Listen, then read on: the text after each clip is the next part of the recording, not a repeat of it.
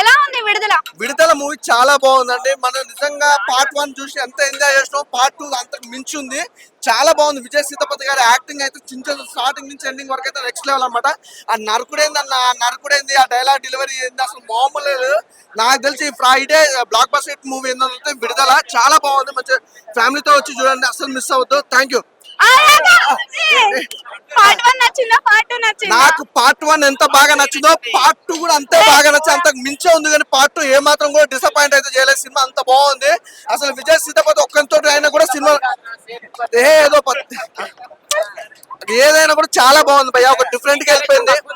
ఎవరు అంటే main hero వచ్చినాక ఎవరిదైనా కొద్దిగా తగ్గుతుంది, కానీ ఎవ్రీథింగ్ అయితే చాలా బాగుంది.